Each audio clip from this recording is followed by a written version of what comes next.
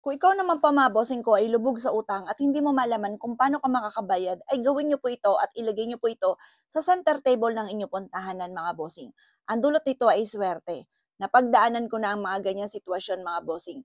Na dati mga bossing hindi ko talaga alam kung paano ko makakabayad. Lahat na po ng pwedeng idahilan ay dinadahilan ko, kung lahat ng mga pagtatago ay ginagawa ko. Pero dumating po rin sa punto na nagkaroon pa nga ako ng bertigo kakaisip dahil sabi ko noon lagi, "Hindi man ako masama, wala lang talagang pera. Hindi ko alam kung paano ako makakabayad. Gusto ko magbayad kaso hindi ko alam kung paano at saan ako manghihingi ng tulong." Dahil parang lahat na nga po mga bossing ko, ng mga kakilala ko ay iniiwasan na ako dahil nga halos lahat ay nahingan ko na ng tulong. Yung ba tipong mangangamusta kay isipin na kaagad ay kayo mangungutang, ang sagot kaagad ay wala siyang pera, yung mga gano'n. Pinagdaanan ko na rin po yan. Kaya kung ikaw ay isa sa mga nanonood dito at nakaka-relate ka, pinagdaanan ko po yan mga bossing.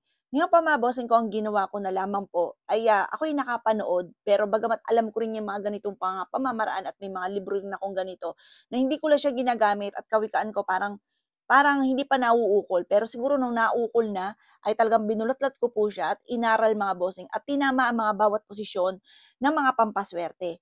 Mga boss, mas mainam na sa tamang posisyon kaysa po sa gumawa ka pero mali naman ang posisyon. Kaya minsan, hindi niyo nararamdaman na effective talaga po siya. Ngayon, minsan iisipin pa natin, ay hindi naman totoo, sinungaling yan, mga ganon. Kasi mali ang posisyon. Kaya kailangan itatama po natin. Kasi alak ako po mga boss, bagamat alam ko po yan, yung mga ganyan, basta okay na yan, nakagawa na ako. May mga ganon ako minsan senaryo, lalo't marami akong gagawin. Pero mga boss, mali po yun. Paglaanan nyo po siya ng panahon kung saan siya tama nakalagay. Kasi nung tinama ko, lalo na nitong 2025, nung tinama ko mga posisyon, dati-dati laging apple of the eye ng mga taong chismosa, yung mga ganon, yung mga anti-evils, ay kailangan sa labas po siya, yung mga ganon mga bossing, ay dapat nasa tamang posisyon. At itong i-share ko sa inyo, nasa tamang posisyon dapat po ito. At ito ay nasa gitna ng inyong tahanan mga boss or nasa center table po ninyo mga boss or kaya nasa harapan ito ng bahay po ninyo. Ano po ba ito? Tatlong sangkap na maaaring magpayaman po sa inyo or magdala sa inyo ng swerte mga boss at mas maging magaan yung daloy ng swerte mga bossing. Kagaya po nito mga boss. Ito yung tatlong sangkap, kagaya ng bigas. Ang bigas ay sumisimbolo ng kasaganahan. Ang barya, 'di ba bilog po 'yan. Yan nga po, para mabilis gumulong ang magandang kapalaran. Kaya sabi nila, kapag bagong taon, magsusot ka ng polka dots para maka-attract ka ng swerte lalo na sa pinansyal. Tapos yung silver, ang tataboy po yan ng malas, yung mga kontrabida ng buhay po natin na nakikita umaasenso tayo or kaya nakikitang gumagawa tayo ng ganito, kaya kailangan kapag gumagawa ka ng ganito, isisikreto nyo lamang. Nananalangin sila ng masama.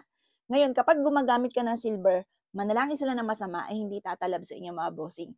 Kaya mainam meron kayong ganito. Ganoon din po mga bossing ko yung dahon ng laurel. Ang dahon naman ng laurel ay the victory ng swerte ang ipagkakaloob po sa inyo. Mag-wish po sa kanya ng 100, ipagkakaloob sa inyo 3,000. Ganun siyang ka-generous mga bossing.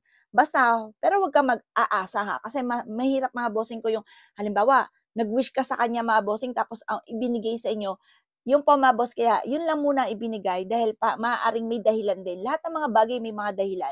Maaaring inihanda ka sa mas malaki mga bossing or kaya maaaring hindi nyo pa kayang i-handle kaya ito lang muna. Kaya ipagpasalamat ko no meron. Huwag nyo isipin ng isipin na ay magkakaroon akong ganito, huwag po ganon.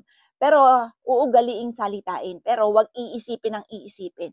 Kasi kapag ginusto mo ang isang bagay, lalo't pinansyal, gusto mong mag-grab na mag-grab ang mga bagay na yan, lalo po yang lumalayo. Kaya kailangan lagi niyong sasabihin na lamang yung mga magagandang salitain, pagkatapos 'wag iisipin. Tapos pagtatrabahuhan, para may patutunguhan ng pagiging masipag at matiyaga, yan po ay kinikilusan. Ngayon pa mga bossing, etong tatlong sangkap na ito ay makakatulong para lumebel up ang swerte, mas maging magaan yung daloy ng swerte.